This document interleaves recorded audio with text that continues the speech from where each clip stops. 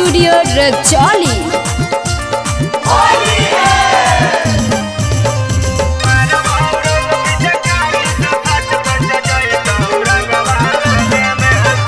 जाके कुंवर छोड़ी देखे है कहे होली में ऐसे नहीं देखे है।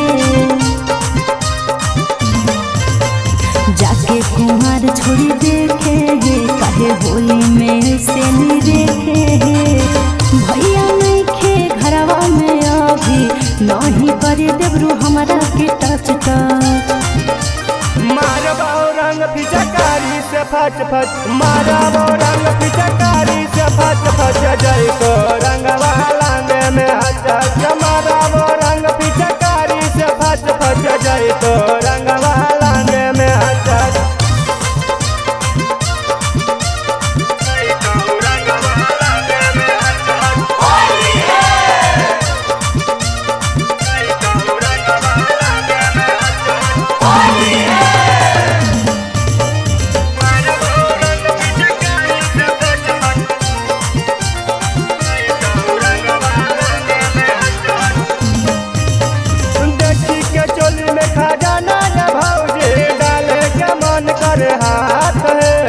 होली में नहीं करे मना मौजी हो जाता बड़का बात है।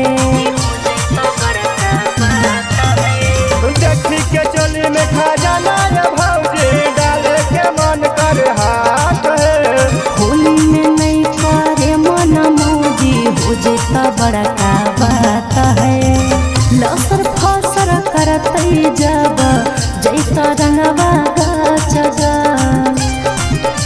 मारबो रंग पिचकारी से फच फच, मारबो रंग पिचकारी से फच फच, जय को रंगवा लांगे में हच हच। मारबो रंग पिचकारी से फच फच, जय को रंगवा लांगे में हच हच।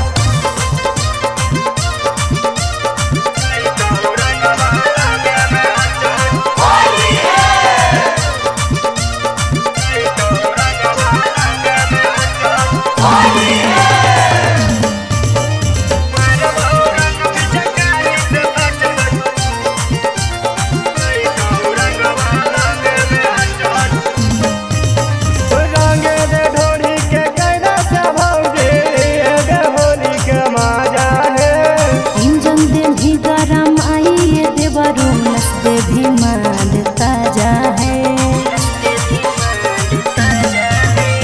रंगे दे ढोली के कहना से भौजी दे होली के माजा है। इंजन दे भी गरम आई देवरू नस्बे भी मान ताजा है। मारे लगे तो भैया हो देवरू कुंदन की कहे ही सच सच। मारबो रंग पिचकारी से फच फच, मारबो रंग पिचकारी से फच फच, जय को रंगवा